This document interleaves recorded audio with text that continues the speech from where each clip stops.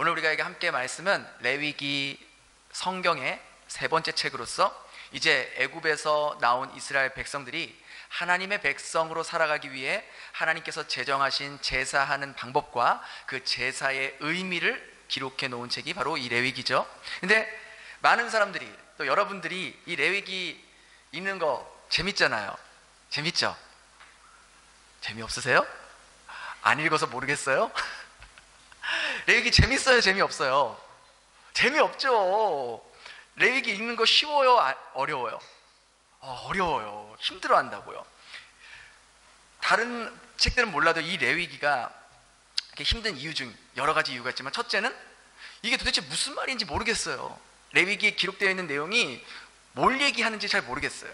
두 번째는 아까 우리가 얘기한 대로 하나도 재미가 없어요. 정말 재미가 없어요. 그죠? 세 번째는 이 제사에 관한 내용들이 오늘날 2024년을 살아가는 우리들에게 내 삶과 무슨 상관이 있는지 전혀 느껴지지 않기 때문에 잘 읽혀지지 않는 것 같아요. 근데 사실 이 레위기는요, 이 성경 66권 중에서 정말 보석 같은 내용들이 얼마나 많이 곳곳에 담겨져 있는지 몰라요. 이 레위기에 적혀있는 이 제사의 의미들, 오늘날은 우리가 이렇게 하지 않지만 이 제사에 담겨져 있는 의미와 그 내용들을 깊이 알면 알수록 그 하나하나에 하나님께서 우리를 얼마나 사랑하시는지, 그 하나님의 은혜와 자비하심, 우리를 얼마나 생각하고 계신지 그 긍휼이 정말 곳곳에 담겨져 있는 책들이 바로 이 레위기라는 것이죠. 그래서 우리가 이 레위기를 처음 읽을 때는 조금 힘들 수 있겠지만, 또 오늘 말씀을 통해서, 또 여러분들 구역을 통해, 구역 예배 시간을 통해서 하나님께 제사 드리는 모습과 그 의미 속에 담겨져 있는 그 하나님의 그 사랑, 그것을 생각해 볼 수 있는 시간을 가졌으면 좋겠습니다. 특별히 레위기에도 많은 여러 가지 사건들이 있지만, 오늘 함께 나눌 말씀은요, 이 레위기에 나와 있는 제사의 모습 중에 하나의 사건을 다룬 내용입니다. 하나님께서 원하시는 제사의 모습이 어떤 모습인지, 그리고 그 모습이, 오늘 이 사건이 오늘 2024년을 살아가는 우리들에게 어떤 메시지를 전해주고 있는지 생각해 보려고 합니다. 오늘 본문에 나온 사건을 잠깐 요약해 보면, 이제 애굽에서 나온 이스라엘 백성들은 점차 하나님의 백성의 모습으로 갇혀가고 있었어요. 이제 출애굽에서 성막도 다 지어졌고요, 하나님께 제사 드리는 방법도 다 들었습니다. 그리고 드디어 이제 가장 첫 번째로, 이제 그들이 가장 처음으로 하나님께 제사를 드리는 모습이 오늘 사건의 바로 전, 그러니까 레위기 9장의 모습이었던 거예요. 그리고 나서 오늘 레위기 10장은 그 첫 번째로 드린 제사 후에 있었던 일입니다. 아론이 처음으로 하나님께 제사를 드린 후에 하나님의 반응이 있었는데요, 그 반응이 레위기 9장 23절 24절에 이렇게 나와 있어요. 우리 한번 같이 한번 읽어볼까요? 시작. 여호와의 영광이 온 백성에게 나타나며 불이 여호와 앞에서 나와 제단 위에 번제물과 기름을 사른지라. 온 백성이 이를 보고 소리 지르며 엎드렸더라. 그러니까 하나님께서 이제 아론과 이스라엘 백성들이 처음으로 드린 이 제사 가운데 하나님의 임재를 상징하는 그 불이 제단 위에 내렸는데, 그 제단 위에 있던 그 제물과 그 기름들을 모두 다 불살랐다라는 거예요.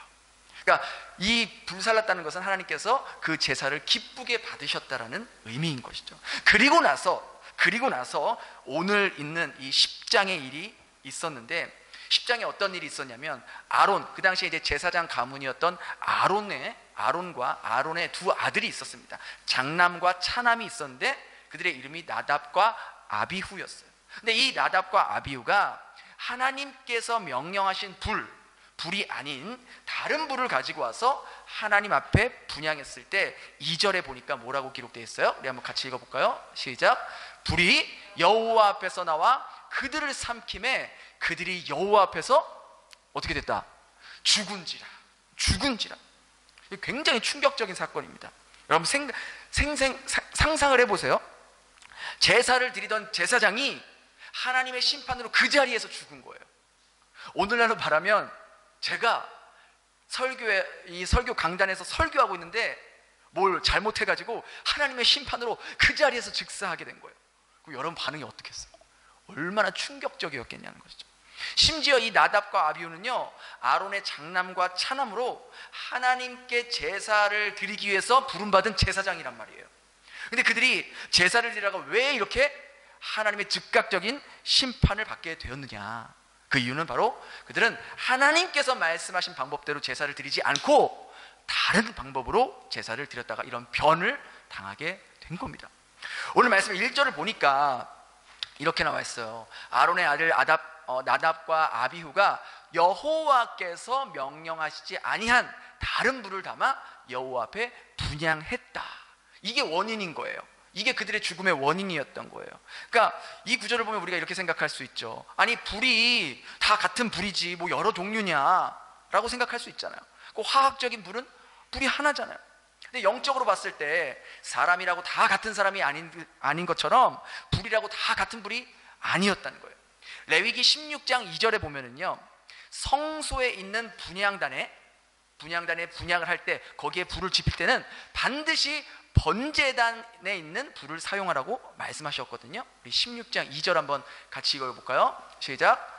향로를 가져다가 여호와 앞 제단 위에서 피운 불을 그것을 채우고 또 곱게 간 향기로운 향을 두 손에 채워가지고 휘장 안에 들어가서. 그러니까 이게 무슨 말이냐면, 제가 여러분의 이해를 돕기 위해서 좀 그림을 준비했는데, 이건 아시죠, 그죠? 이제 성소와 지성소, 이제 이렇게 성막이 이렇게 있잖아요. 근데 이 성소, 이제 제사장들이 이 성소 안에 분향단이 있단 말이에요. 이게 이제 분향단이란 말이에요. 여기에 이제 7 촛대가 있고, 이쪽에 이제 떡 넣는 진설병단이 있고, 저 앞에 이제 지성소 바로 앞에 이제 분향단이 있단 말이에요. 근데 이 분향단에 불을 지필 때에 아무 불이나 갖고 와서는 안 되고 반드시 번제단에 불을 지폈던 그 불을 가지고 이 분향단에 불을 지피라고 하나님께서 명령하셨던 거예요. 근데 이 오늘 본문에 나온 이 나답과 아비후가 그 제단에 있던 불을 가지고 오지 않고 다른 불을 가지고 와서 이 분향단에 불을 지폈다는 거예요. 이 다른 불이 뭐 어디서 갖고 온 불인지는 성경에 기록되지 않아서 정확하게 알 수 없지만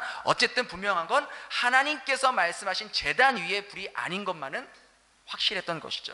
그로 인해서 나답과 아비후는 그 불을 분향단에 지피자마자 그 불이 오히려 그들을 집어삼켜서 그들이 죽음을 당했다는 거예요.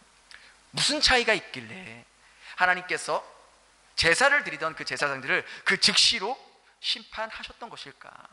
번제단 위에 있는 불의 역할이 무엇입니까? 여러분 생각해 보세요. 번제단에 있는 불의 역할 뭐 하는 거예요? 왜 거기에 불을 붙이겠어요? 그렇죠?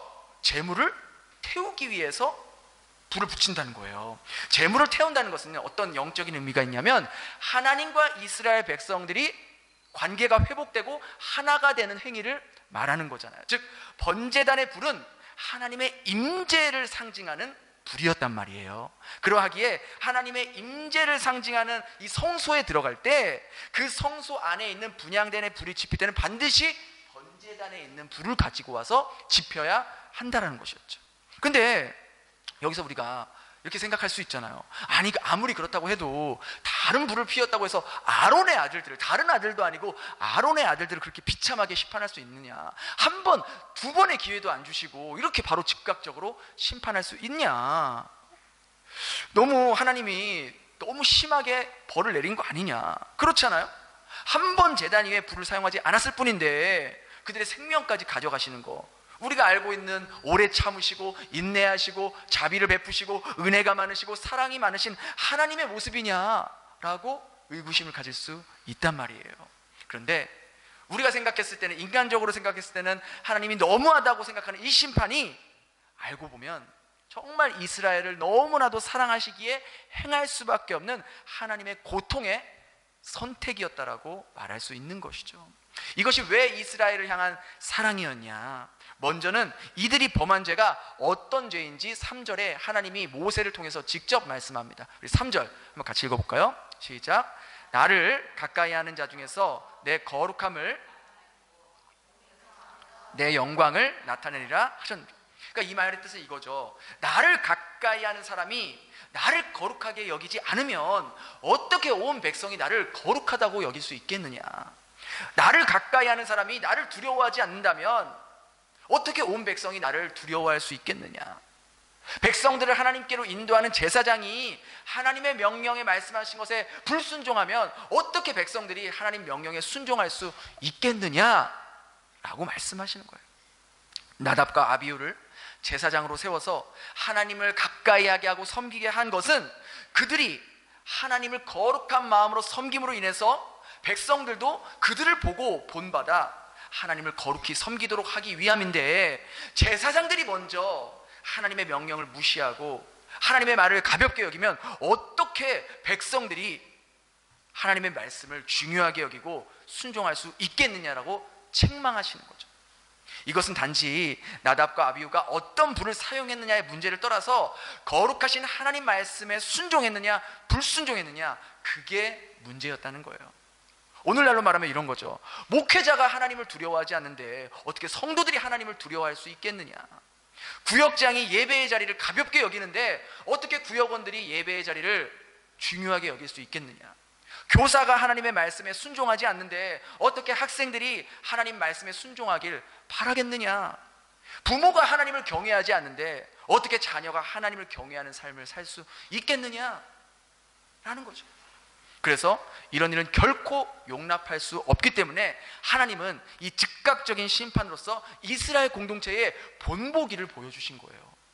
하나님은요, 애굽 사람들이 하나님을 알아주지 않아도, 이방 민족이 하나님을 알아주지 않아도 그렇게 신경 쓰지 않으셨어요.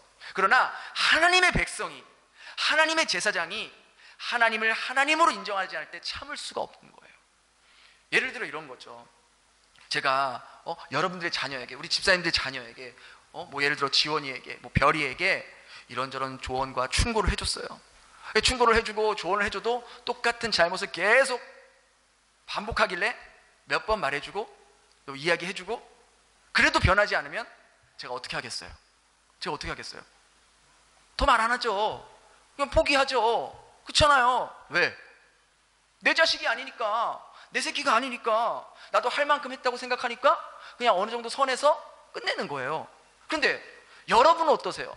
여러분의 자식이 계속해서 말 안 듣고 계속해서 여러분에게 반항하고 그러면은 열 받아요, 안 받아요?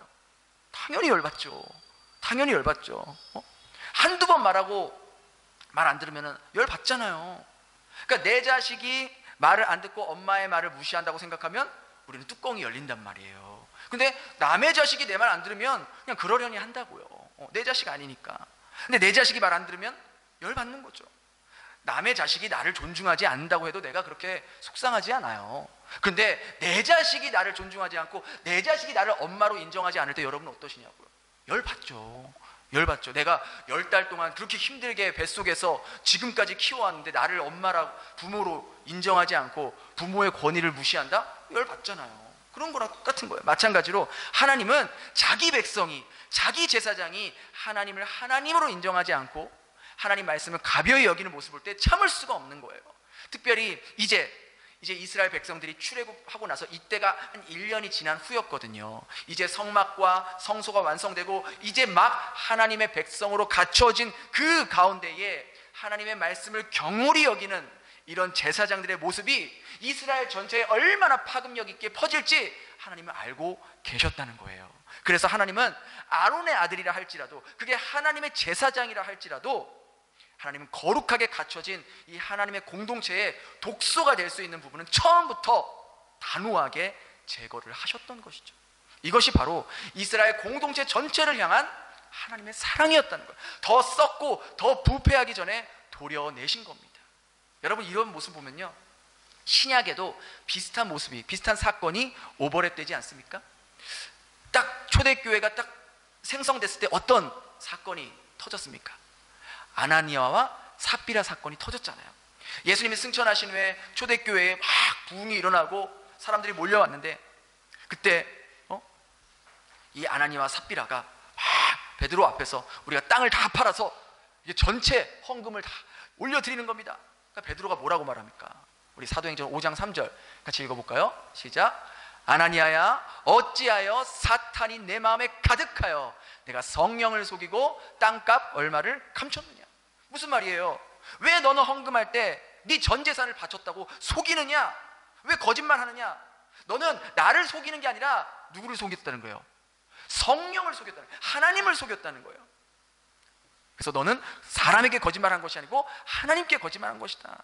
이 일로 인해서 이 삽비라와 아나니아가 즉시에 어떻게 됩니까? 죽음을 당하게 되는 거예요. 그러니까 오늘 본문에 나온 사건과 이 아나니아와 삽비라 사건의 공통점이 뭡니까? 바로 새롭게 세워진 공동체가 세워지는 그 거룩한 첫 과정에서 생겨난 사건이었다는 거예요.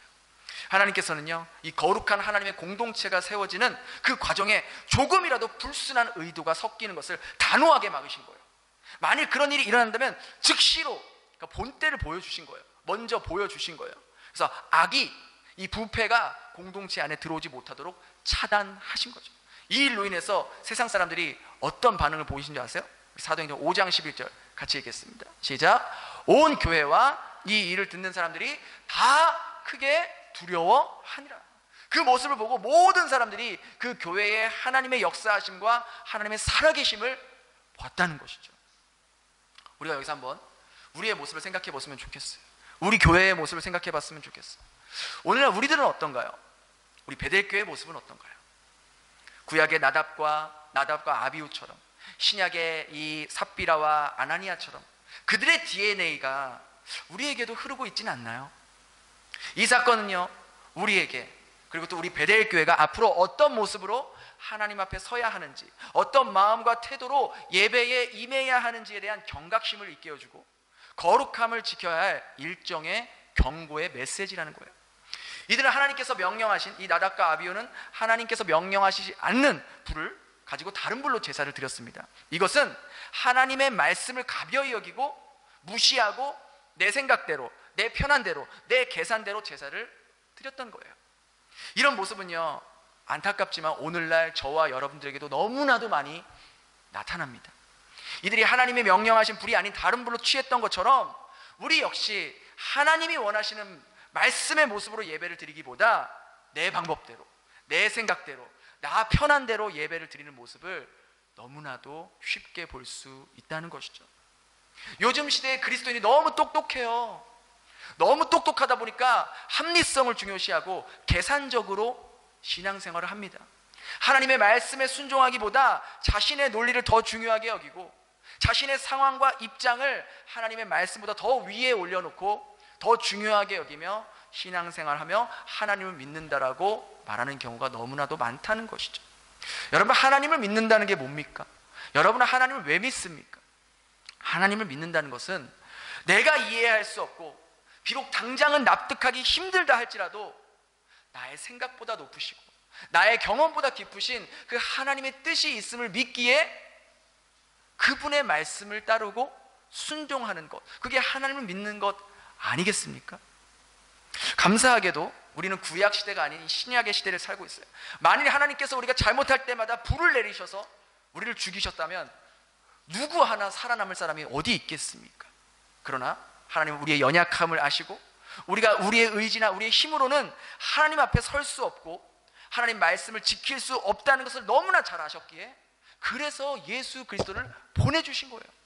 우리의 모습으로는 하나님 앞에 설 수 없지만 바로 그 그리스도를 통해서 하나님 앞에 나아갈 수 있게 되었고, 우리의 힘으로는 하나님 말씀을 지킬 수 없지만 성령의 힘으로 지킬 수 있게 도와주시고, 우리의 의지로는 하나님 말씀에 순종할 수 없지만 그 말씀을 그리스도께서 주시는 힘으로 순종할 수 있도록 도와주시는 것이죠. 그래서 우리는 날마다 예수님의 은혜를 구하지 않고는 한순간도 살 수 없는 그런 연약하기 짝이 없는 그런 존재라는 것을 매 순간순간마다 우리가 고백하고 그 주님의 은혜를 구하고, 주님, 어제의 은혜로 오늘을 살지 않게 하여 주시옵소서. 오늘 살아갈 힘은 오늘의 은혜로 받고 살아갈 수 있게 도와주세요 라고 우리가 매일매일 주님 앞에 은혜를 구해야 한다는 겁니다. 오늘 본문 3절에 나온 것처럼 나를 가까이 하는 자 중에서 내 거룩함을 나타내겠고 온 백성 앞에 내 영광을 나타내리라. 이 말씀 안에는 오늘 우리에게 하나님께서 주신 한 가지 분명한 메시지가 있습니다. 우리가 하나님을 예배할 때 여러분 한 분 한 분이 이 시대의 거룩한 제사장의 모습으로 하나님 앞에 나아가야 한다는 것을 기억하시기 바랍니다. 우리 베드로전서 2장 9절 한번 같이 읽어볼까요? 시작. 너희는 택하신 족속이요 왕같은 제사장들이요 거룩한 나라요 그의 소유가 된 백성이니. 이 신약시대에 살아가는 우리들에게 어떤 특정인 목회자나 선교사나 어떤 특정한 사람만이 하나님의 제사장 역할을 하는 것이 아니라 그리스도를 주로 고백하고 하나님을 아버지로 모시며 살아가는 여러분 한 분 한 분이 영적인 제사장이고 하나님 나라의 백성이라는 거예요. 이것을 가슴에 새기면서 우리의 모든 예배는 매우 경건해야 하며 매우 성실해야 하며 매우 거룩한 마음으로 그 예배를 참여하고 그 예배를 통해서 하나님의 임재를 느낄 수 있어야 한다는 거예요. 이 시점에서 하나님께 예배드리는 우리의 모습을 다시 한번 돌아봤으면 좋겠어요. 내 모습 가운데 이런 나답과 아비후와 같은 모습은 없었는가? 하나님이 원하시는 모습이 아닌 나답과 아비후처럼 내 방식대로, 내가 편한 대로, 내 상황과 내가 원하는 대로 하나님께 그렇게 예배드리고 있지는 않았는가? 여러분, 예배가 뭡니까? 여러분은 예배가 뭐라고 생각하세요? 우리가 구약 시대를 보면 유추할 수 있죠. 제사를 생각하면 알 수 있어요. 예배는요, 하나님 앞에서 바로 나를 제물로 드리는 거예요. 여러분, 제물이 뭡니까? 제물을 왜 드려요? 하나님께 바치기 위해 죽어야 하는 거예요. 그죠? 그래서 예배는요, 내가 하나님 앞에서 죽는 거예요. 예배를 드릴 때 여러분이 여전히 여러분의 자아가 살아있으면 그 예배는 하나님이 안 받으시는 거예요. 여러분이 백날 교회만 왔다 갔다 주일날 수요일날 이 예배 시간에 앉아있다가 예배를 드린다고 이 시간에 참여하지만 하나님이 한 번도 여러분의 예배를 받지 않을 수도 있다는 거예요. 여러분이 예배 가운데 여러분이 죽지 않으면 어떤 사람의 예배를 받겠습니까? 로마서 12장 1절에 이렇게 나와 있어요. 한번 같이 읽어볼까요? 시작. 그러므로 형제들아, 내가 하나님의 모든 자비하심으로 너희를 권하노니 너희 몸을 하나님이 기뻐하시는 거룩한 산제물로 드리라. 이는 너희가 드릴 영적 예배니라. 영적 예배니라. 여러분의 몸이요, 여러분의 몸이 뭐라 그래요? 하나님께서 기뻐하시는 거룩한 산제물이라는 거예요. 제물 뭐라 그랬어요? 죽어야 된다고요. 우리가 죽어야 된다고요. 하나님 앞에 우리의 몸이 제물이 된다는 거. 그 다음 구절에 더 구체적으로 나와 있어요. 우리 2절 한번 읽어볼까요? 시작. 너희는 이 세대를 본받지 말고 오직 마음을 새롭게 함으로 기뻐하시고 온전하신 뜻이 무엇인지 분별하도록. 그러니까 우리가 거룩한 산 제물로 산다는 의미의 그 풀이를 이렇게 해놓은 거예요. 우리가 어떻게 살아야지 하나님께서 예배, 우리가 모여서 예배 드릴 때 그 예배를 받으시느냐? 우리가 매일매일 월, 화, 수, 목, 금, 토, 일 하나님의 선하시고 기뻐하시고 온전한 뜻이 무엇인지를 늘 생각하고 인지하고 그렇게 따르려고 노력하고 그렇게 살아가는 모습이 거룩한 산 제물로 살아가는 모습이라는 거예요. 그냥 내 마음대로 월화수목금토 내 마음대로 살다가 일요일 돼서 그냥 예배 시간 11시 돼서 잠깐 참석했다고 하나님이 여러분의 예배를 받는다고 생각하지 않으시길 바랍니다. 여러분의 하루하루의 삶이 하나님이 받으시는 예배가 된다는 거예요. 오늘 본문에 나온 나답과 아비후처럼 이 사람들은 오늘날 말하면요, 영적인 리더잖아요. 그죠? 리더자들이란 말이에요. 백성들을 하나님께로 인도하는 책임이 있는 사람들이란 말이에요. 하나님은요, 하나님의 은혜를 많이 받은 자들에게 더 책임 있는 모습을 요구하십니다. 같은 죄를 지어도요, 목회자가 죄를 지으면 하나님께서 더 크게 진노하시고 더 큰 벌을 내리시잖아요. 사회적으로도 그렇잖아요. 목사가 잘못하면 세상 사람들이 더 크게 질타하잖아요. 사람들을 하나님께로 인도하는 역할이라면 그만큼 책임도 막중하다는 거예요. 우리가 그래도 수요 예배까지 나오시는 여러분들이라면 대부분 구역장으로서, 여성교회 임원으로서, 교사로서 다른 사람들에게 영향을 주고 있는 분들이라고요. 하나님께서 여러분들에게 그만큼 영향력을 주셨다는 거예요. 영적인 권위를 주셨다는 거예요. 근데 잊지 말아야 할 것은 그만큼 더욱 여러분들에게 맡겨진 구역원들에게, 학생들에게, 성도들에게 본이 되는 모습을 보여주셔야 한다는 거예요. 물론 우리도 연약하고 작은 유혹에도 쉽게 넘어지는 죄인의 DNA가 우리 안에도 흐르고 있어요. 그러하기에 우리의 힘으로는, 우리의 의지로는 결코 하나님 말씀을 지킬 수도 따를 수도 없는 연약한 죄인이에요. 그래서 오늘 레위기 본문 7절에도 이렇게 나와 있어요. 우리 7절 한번 같이 읽어볼까요? 시작. 여호와의 관유가 너희에게 있은즉 너희는 회막문에 나가지 말라. 그리하면 죽음을, 여기서 나오는 이 관유란 감람류에다가 4가지 향료를 섞어서 만든 것으로서 이 성막과 또 성막에 있는 기구에 바르면서 아론과 이 아론의 제사장들이 제사를 드릴 때 썼던 기름이었어요. 근데 이 특별히 구별된 자에게 사용했던 이 기름인데, 오늘날엔 이것이 하나님의 은혜 가운데 구별되어서 부르심을 입은 정말 성령의 기름 부음을 받은 저와 여러분이라고 말할 수 있는 거예요. 주님을 믿는 모든 사람에게 이 성령의 기름을 부어주셔서 하나님 앞에 나와 예배드리며 또한 하나님께서 말씀하신 것들을 순종하며 살아갈 수 있게 도와주신다는 거예요. 내 결단이나 내 의지가 아니라 바로 이 성령의 힘으로 이 모든 것들이 가능하다고 말해주고 있는 거예요. 여기 계신 한 분 한 분이 성령의 기름 부으심을 받은 분들이죠. 성령의 충만하심으로 여러분들이 하나님 앞에 나와서 예배 드릴 때 여러분의 그런 성령으로 충만한 그 모습을 보고 다른 사람들도 하나님 앞에 거룩한 마음으로 예배를 드리게 된다는 거예요. 여러분, 우리가 예배 시간에 습관적으로 늦게 온다면 그 모습을 보고 믿음이 약한 분들도 여러분들과 같이 똑같이 따라할 겁니다. 물론 갑자기 일이 있어서 오늘같이 비가 오는 날 늦을 수 있어요. 그러나 그것이 매번 습관적으로 예배 드리러 나올 때 늦는다면 저는 그것은 그 사람의 신앙에 분명한 문제가 있다고 보입니다.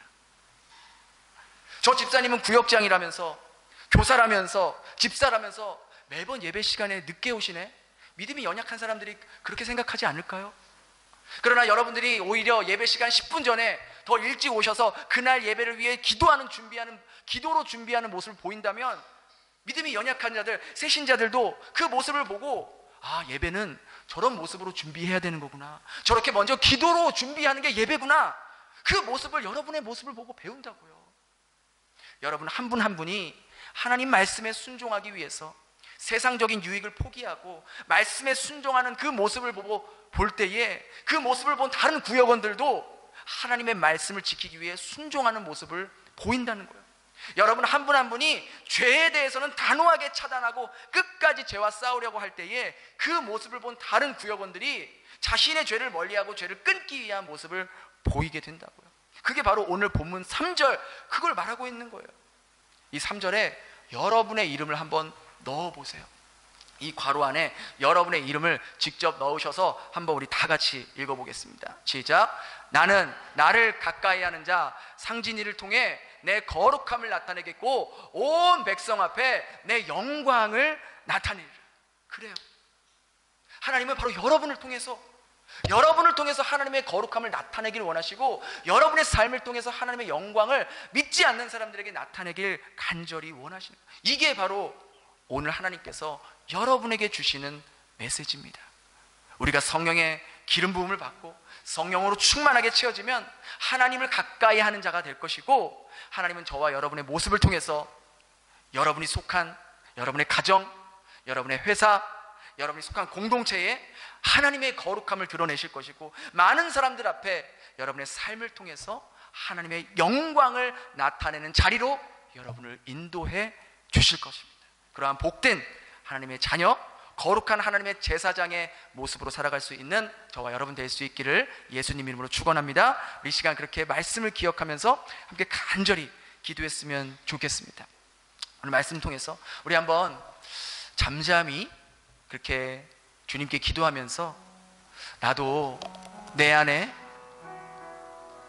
정말 이 예배 자리에 나올 때에, 하나님을 높이는 자리에 나올 때 얼마나 준비된 마음으로, 얼마나 기대하는 마음으로, 얼마나 이렇게 하나님의 말씀에 따르려고 하는 그런 마음으로 나오려고 했는지, 아니면 오늘 본문에 나온 나답과 아비후처럼 그냥 나 편한 대로, 그냥 내 생각대로, 그냥 내가 원하는 대로 그런 마음과 모습으로 예배드리러 나오려고 하지는 않았는지, 혹시 우리 안에 그런 모습들이 있다면 주님, 저희들의 그러한 모습들을 이 시간 성령의 불로 태워주시고, 저희가 단 한 번의 예배를 드릴지라도 정말 주님께서 기뻐하시고 주님의 그 성령의 임재가 임하는 예배가 드려질 수 있도록, 그런 기대하는 마음을 가질 수 있도록, 주님, 저희들이 너무나도 익숙해져 있고 오랫동안 예배를 드리다 보니까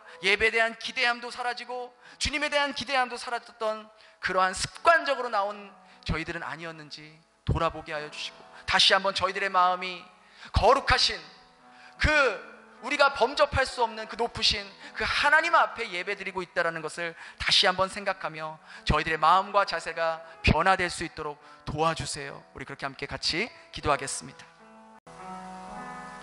주님, 감사합니다. 저희 안에 하나님을 하나님으로 여기지 않으며 내 맘대로, 내가 편한 대로 하나님을 예배했다고 생각했던 어리석음을 용서하여 주시옵소서.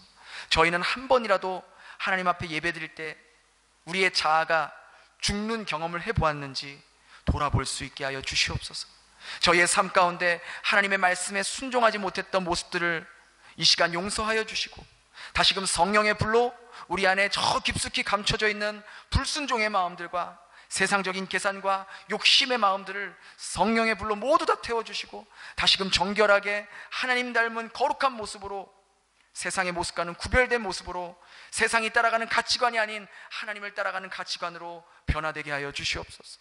여전히 연약하고 쉽게 넘어지는 저희들이지만 저희들을 포기하지 마시고, 오늘 말씀과 같이 저희들이 주님을 가까이 함으로 주님의 거룩하심과 주님의 영광이 드러나는 삶이 되도록 저희들을 인도하시고 이끌어 주시옵소서. 그렇게 저희 가운데 역사하실 주님을 기대하오며 예수님 이름으로 기도드렸습니다.